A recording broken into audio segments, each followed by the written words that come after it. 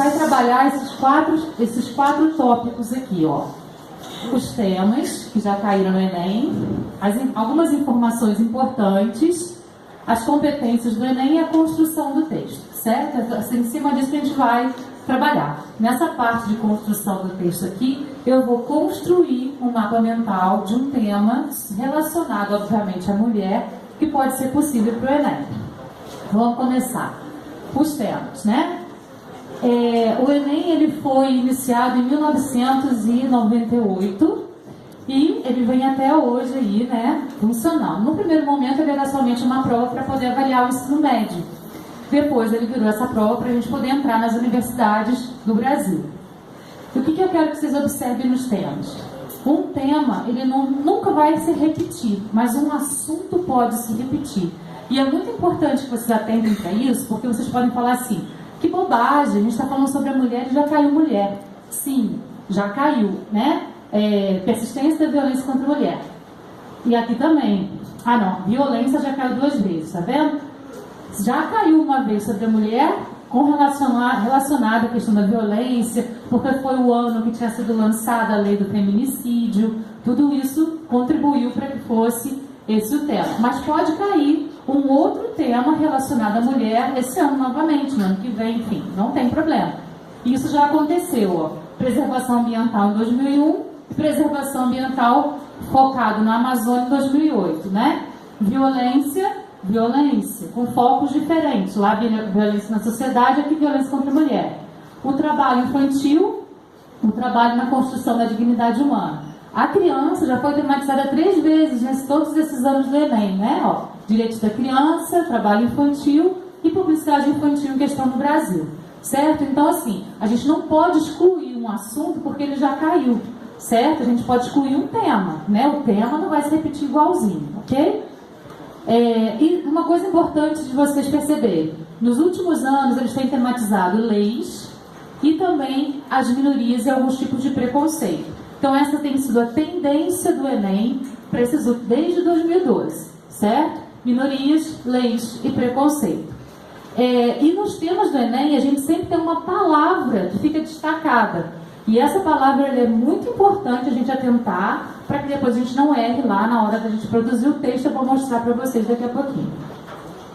Então, algumas informações importantes. Isso aqui é uma cartilha com todas as informações sobre a redação do Enem. Ela está disponível na internet para quem quiser. É só digitar lá, né? Cartilha sobre redação 2018, que vai aparecer essa azulzinha aqui, é a desse ano.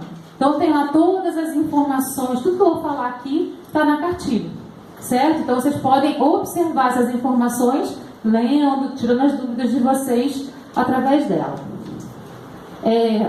A redação de vocês sempre é corrigida por 2 corretores, né? Então um corretor corrige, o outro corrige, eles não sabem quem eles são. As redações são todas escaneadas e elas são mandadas online para os corretores. E os corretores vão dar as notas deles na redação. Se tiver discrepância de mais de 100 pontos nas correções deles, vai para um terceiro corretor que dá a nota dele. Se ainda persistir a discrepância, vai para uma banca de corretores que vai então finalmente corrigir essa redação e atribuir uma nota, certo? Então ter erro na correção do Enem é praticamente impossível por conta dessa questão de sempre ser em dupla correção. Algumas coisas que podem levar ao zero a redação do Enem, né? Fuga ao tema, texto com até 7 linhas, não obediência à estrutura dissertativa argumentativa, palavrões, xingamentos, desenhos e outras formas propositais de anulação. Um desenhinho, um coraçãozinho que você põe em cima lá de uma letra, já é motivo para anulação, certo?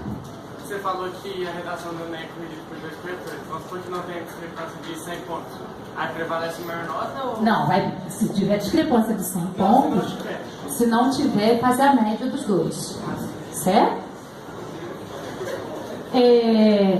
Inserções indevidas com partes do texto desconectadas. Isso aqui é aquele caso da receitinha de miojo que o cara resolveu colocar lá no meio do texto. Vocês lembram desse caso?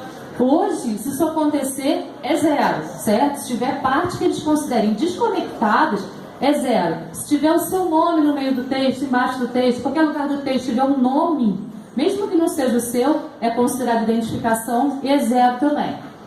E a folha de redação em branco, mesmo que você tenha feito o rascunho. O rascunho não vai para eles, né? O rascunho, ele é até devolvido para vocês no final, lá quem fica até o finalzinho. Então você tem que passar a redação a limpo para aquela folhinha que eles entregam à parte. Né? Tem vários alunos meus que já viram pessoas entregando aquela folha em branco. Então fiquem atentos com relação a isso. Então esses são os motivos do 0. Então, para a gente poder fazer a redação do Enem bem feita, a gente tem que entender as 5 competências pelas quais a gente é corrigido, certo? Se a gente sabe como a gente é corrigido, a gente evita perdas de pontos, ok? Então eu vou apresentar para vocês as competências e como que é feita a nota dentro do Enem. Tudo isso está na cartilha, gente. Vocês podem conferir lá, né? Está tudo lá. Então, são 5 competências, né? Demonstrar domínio da norma escrita. Eu vou explicar cada uma para vocês. O que eu quero que vocês entendam? O corretor do Enem, ele não dá pontos para vocês. Eles colocam vocês dentro de níveis, certo? Os níveis de cada competência vão do nível 0 ao nível 5. E cada nível vale 40 pontos, certo? Então, o nível 0, obviamente, é 0. O nível 1, 40. O 2, 80. O 3, 120. O 4, 160. E o 5, 200. Então, você está dentro daquela perspectiva de correção do Enem na competência 1. Você acertou tudo que eles queriam. Você está lá no nível 5, você fica com 200 pontos, né? Então, vamos passar aqui para a gente ver. A primeira competência é ortografia. No erro de ortografia, eles aceitam até 2. No terceiro erro de ortografia, você já cai de nível, já sai do nível 5 e já vai para o nível 4, que é 160 pontos. Tá certo?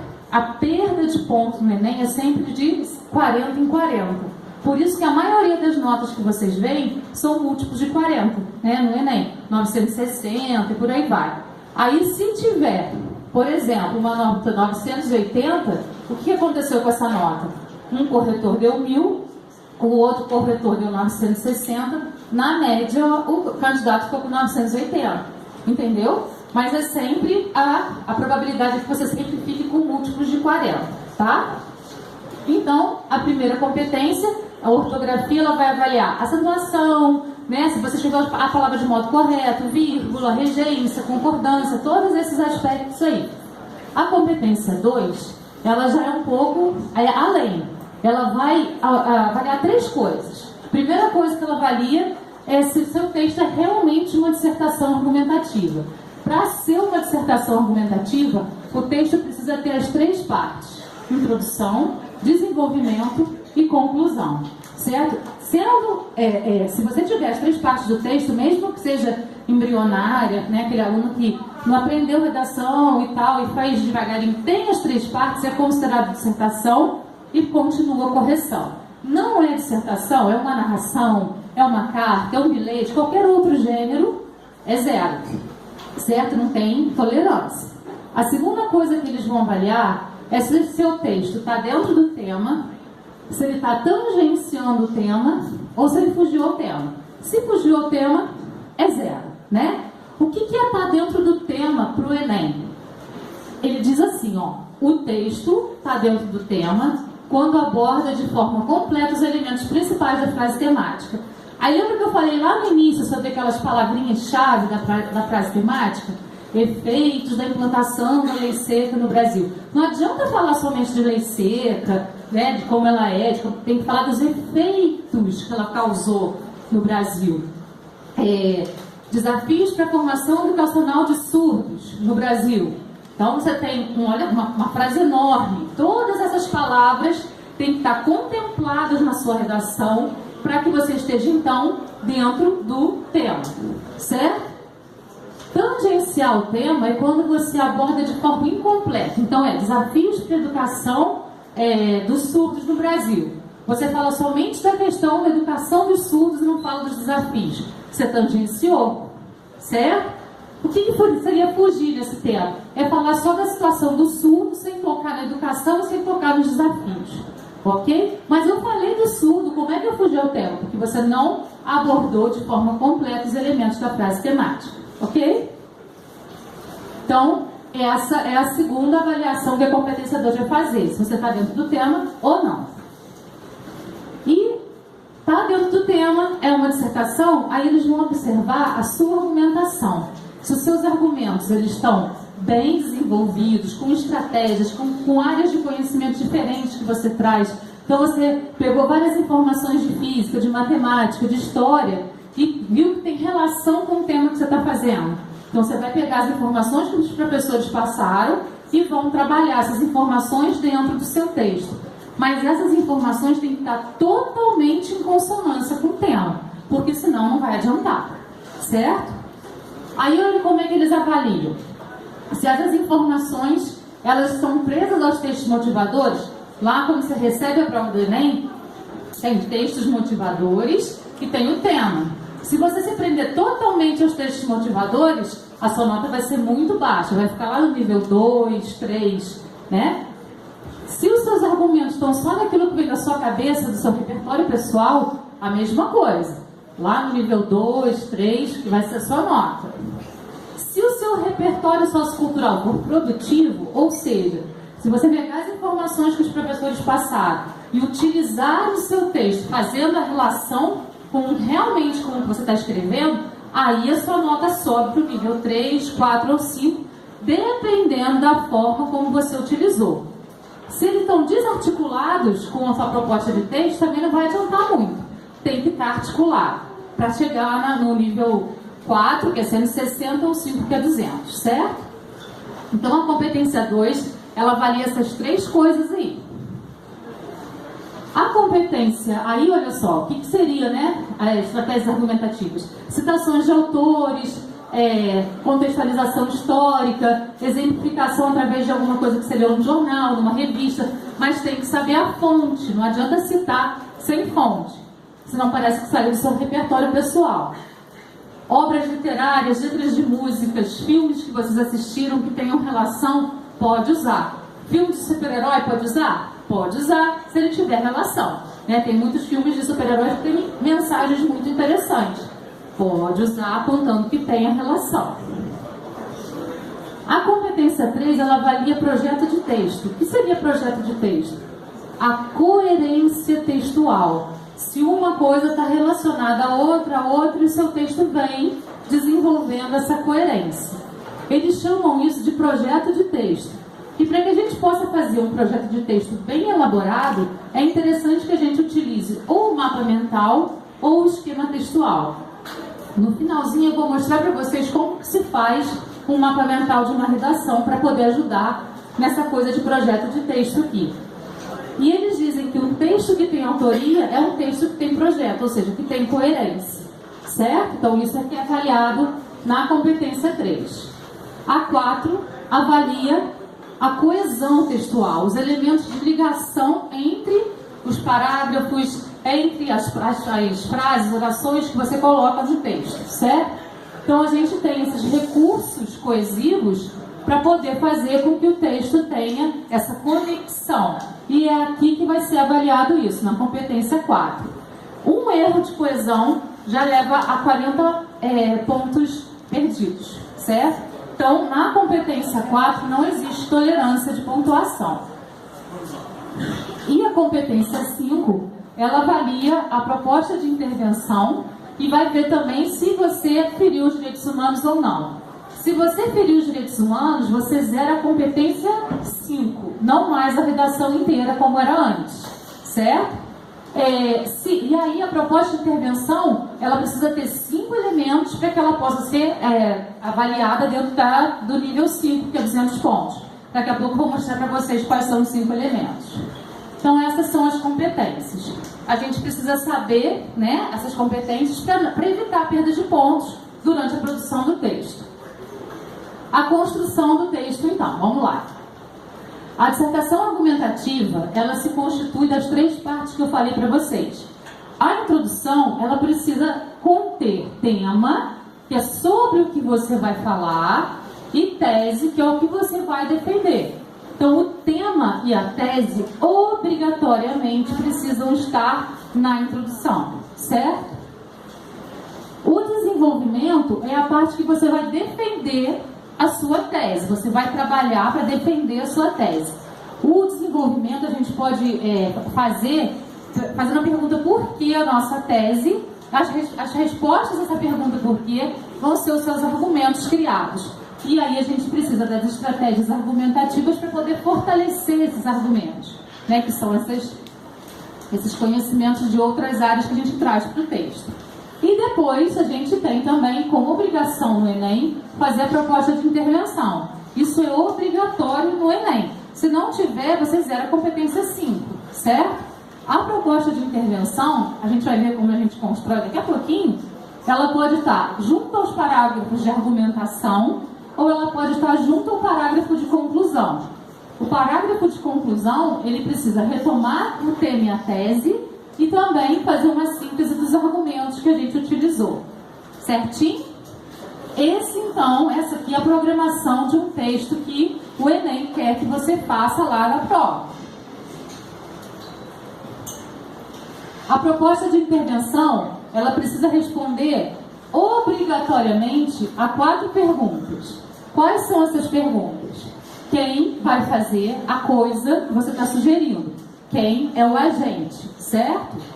O que deve ser feito para que aquele problema seja resolvido? O que é a ação que você vai fazer? Como essa ação vai se realizar na sociedade? Aí você vai mostrar o meio pelo qual essa ação vai se realizar. Por meio de, através de, a ação vai se realizar por meio de tal coisa.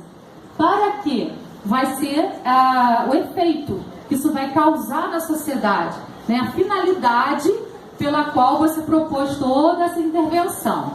E o 5º elemento é o detalhamento. Você pode detalhar qualquer um desses elementos aqui, mas precisa estar detalhado. É uma justificativa que você usa para mostrar, por exemplo, por que você sugeriu esse agente, ou por que você sugeriu essa ação, ou pode dar uma exemplificação de uma ação que já tenha dado certo anteriormente. Isso também vale como detalhamento. Então a gente tem 5 coisinhas aqui. Se a competência vale 200 pontos, significa que cada uma dessas coisinhas vale 40 pontos. Se você deixar de colocar na proposta de intervenção uma delas, você já perdeu 40 pontos, certo? A conclusão, ela é obrigatória na redação. Tem gente que acha que o último parágrafo é só proposta de intervenção. Não é, né? Como eu falei, a proposta de intervenção pode vir em qualquer lugar do texto, né? O último parágrafo é a conclusão. A conclusão é a retomada do tema e da tese. E aí, se couber, você pode fazer a síntese das ideias que você desenvolveu. Mas o mais importante no Enem é essa retomada. Já viu algum padrão, alguma formação de redação em que, juntamente com o argumento, a pessoa já põe alguma tese de intervenção? Sim, muito comum. Inclusive em redações nota 1000 que são divulgadas aí, né, nas mídias. É muito comum isso acontecer e é totalmente legítimo. E aí o certo? parágrafo só deixa para concluir. Só para concluir. Agora, nenhum parágrafo na redação do Enem pode ter menos de 4 linhas. Isso é muito importante. Então, na hora de fazer a conclusão, você tem que fazer uma conclusão bem feita para pelo menos atingir as 4 linhas, certo? Então, para que a gente faça um bom projeto de texto, a gente pode, então, fazer um mapa mental antes de fazer o rascunho, certo? Ou um esquema textual. O esquema seria em tópicos. O mapa mental é dentro daqueles quadradinhos, aquelas bolinhas que vocês já viram. Então, eu vou fazer para vocês um mapa para vocês verem como é que vocês podem, então, desenvolver o raciocínio do texto antes do rascunho. Aí você vai falar assim, mas a gente já tem tão pouco tempo para fazer redação, ainda vai fazer mapa mental, vai fazer o rascunho, vai passar limpo, isso vai demorar demais. Pode perguntar aos meus alunos que fazem, que eles vão dizer para vocês que diminui o tempo de redação, certo? Em 10 a 15 minutos. Por quê? Porque você planeja o texto, aí na hora que você vai fazer o rascunho, já está tudo planejado. E aí você passa ali, pronto. Né? Se você não planejar, você fica na frente da folha em branco, e fica em branco. Né? Até você ter alguma ideia, o tempo está passando. Tá certo? Então, por isso que a ferramenta do mapa mental ou do esquema textual agiliza o processo de texto e faz com que o seu texto tenha projeto, que é o que eles vão avaliar na competência 3. Então, um mapa fundamental de uma redação seria nesse formato aqui. O primeiro quadradinho lá, o primeiro retângulo, tem tese, a pergunta por que gerando o primeiro argumento, a pergunta por que gerando o segundo. A gente pensa o que a gente vai usar para fundamentar esse, qual estratégia argumentativa de outra área do conhecimento eu vou usar, outra estratégia para fundamentar esse. E aí eu penso, esse problema que eu apresentei aqui, qual a solução que eu posso dar para ele? Já vem uma proposta de intervenção, que você pode desenvolver no parágrafo ou na conclusão, você que vai escolher. E qual outra proposta que eu posso desenvolver para esse outro argumento aqui? Se você quiser, ainda pode dar uma proposta geral, que é opcional. Mas os problemas que você apresentou, você precisa resolver. Isso é muito importante. Sobre o tema que a gente está trabalhando hoje, os professores levantaram várias questões e a gente podia ter inúmeros temas falando sobre a mulher. Por exemplo, os efeitos da divisão desigual dos trabalhos domésticos entre homens e mulheres para a sociedade brasileira. Podia ser esse tema? Sim, por que não? Nunca caiu, né? E tem a palavrinha aqui, efeito. Aí a gente tem que pensar em falar sobre efeito, certo? Outro tema possível, os efeitos da desigualdade salarial existente no Brasil entre homens e mulheres. Quais os efeitos que isso traz para a sociedade? Outro tema, a figura da mulher recatada do lar e seus efeitos no Brasil. Provavelmente tudo que o Sandro falou cabe nesse tema aqui, ó. Dá pra gente usar muita coisa aí dentro desse tema. Outro tema possível, os avanços proporcionados pela figura da mulher na luta pela melhoria de vida de outras minorias no Brasil, né? Uma pesquisa mostra, um estudo mostra que as pessoas que têm alguma dificuldade, alguma deficiência física, mental, elas só apareceram depois do feminismo, que o Sandro falou. Porque as mulheres, até porque elas eram mães e estavam muito próximas das pessoas, né, especiais, elas lutaram pelo direito dessas pessoas e elas começaram a aparecer na sociedade e serem beneficiadas. Então as mulheres geralmente lutam também pelo direito das outras minorias, até mesmo a questão racial, né? Todas essas questões a mulher está sempre lutando em prol.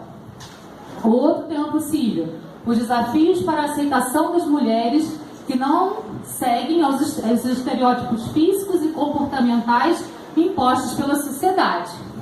Aí tem uma palavrinha aqui, ó, desafios.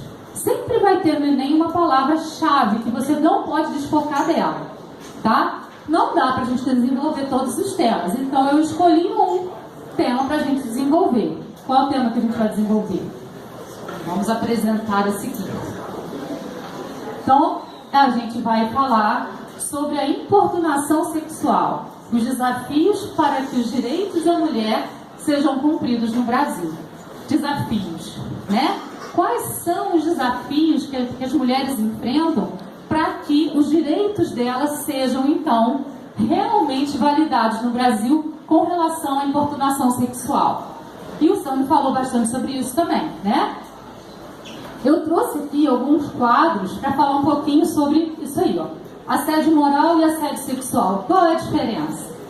O assédio moral é uma conduta repetitiva dentro da relação de trabalho em que o empregado é submetido a situação humilhante e constrangedora, né? Então, dentro do trabalho, dentro de um lugar em que você tenha menos poder do que o outro, muitas vezes a gente vai ter aí esse assédio moral. O assédio sexual é o ato de constranger alguém com o intuito de obter vantagem ou favorecimento sexual, certo? Então, a diferença é tênue, mas existe. Esse ano foi sancionada uma lei, né, que tipifica como crime a importunação sexual dentro de ônibus, dentro de metrô, no trabalho, porque até então não existia essa lei. Existia a Lei Maria da Penha, que pegava os casos em que os homens agrediam as mulheres e realmente estupravam, né? Mas, para esses casos de importunação, não tinha. Então, a mulher ia até a delegacia fazer uma denúncia, né, de que dentro do metrô a pessoa, o cidadão, ficou se encostando nela e até ejaculou nela. Não tinha nada, a polícia não podia fazer nada, porque não tinha lei para poder punir essa pessoa. Agora tem. é a Lei 13.718/18, que pode levar esse infrator, essa pessoa, até de 1 ano até 5 anos de prisão, certo? E aí a gente tem, né, a questão do assédio não, do crime não, enfim, as propagandas em prol dessa questão dos direitos da mulher. Então, como ficaria um mapa mental de uma redação nota 1000 para o tema da importunação sexual? O primeiro quadrinho, eu falei para vocês que é a introdução, que a gente tem que colocar o tema e a tese. Eu fiz a introdução inteirinha aqui para vocês darem uma olhadinha, né? Então, olha lá. As mulheres são alvo de abusos em vários sentidos, inclusive sexualmente. Dentro de ônibus, metrôs, na rua, no trabalho, no lar, elas sofrem com importunações das quais precisam se defender. Existem muitos desafios, a palavra desafios aparecendo aqui, importunação sexual já apareceu aqui, certo? Para os direitos das mulheres, para que, faltou o que ali, né? Os direitos das mulheres sejam alcançados na sociedade ordiana, ou seja, na sociedade atual, certo? Por quê, né, que existem desafios? Por causa de uma herança histórica machista. E aí o Sandro deu um monte de elementos aí para vocês justificarem esse argumento. E também por causa da falta de cumprimento da lei, muitas vezes por medo da própria mulher, porque ela muitas vezes é tão submissa ao homem, ela tem tanto medo do homem que ela não denuncia, né? Então, para poder fundamentar a primeira parte, a gente pode utilizar o livro Casa Grande Senzala de Gilberto Freire, por exemplo, que fala que tudo que vem da elite é o que é realmente válido para a sociedade como um todo, certo? Então ele fala dessa sociedade patriarcal, ele fala dessa questão dessa herança machista, de tudo isso que a gente pode utilizar esse livro para fundamentar. O segundo, a gente pode usar a própria lei sancionada, né, que garante à mulher esse direito, e então a mulher agora pode se sentir resguardada porque esse homem vai sofrer as sanções legais da lei. Propostas de intervenção. Gente, vamos respeitar um pouquinho? Então, eu disse para vocês que são 5 elementos, né? Quem? Os indivíduos, as mulheres, o quê? Ativismo digital, por exemplo, para resolver essa questão da herança histórica, o detalhamento, mostrando casos de assédio e modos de defesa através da lei da importunação sexual, como, por intermédio das redes sociais, os efeitos mais homens punidos. Para resolver o segundo problema, quem? O Ministério da Justiça, o quê? Campanhas para esclarecer sobre a lei, como? Por meio da mídia televisiva e redes sociais, detalhamento, pois levam informações à massa popular e os efeitos mais mulheres informadas e propensas à denúncia. Isso aqui é um mapa mental de uma redação nota 1000, né? Contando que você não tenha erros de ortografia e nem erros de coesão, né? Dentro dessa possibilidade aqui, nas outras competências, na 2, na 3 e na 5, é 200, garantido. Aí os outros pontos você tem que garantir não cometendo erros de ortografia e nem de coesão, certo? Então, gente, era esse o meu recado, né? Tá lá o meu canal para quem quiser acessar e muito obrigada.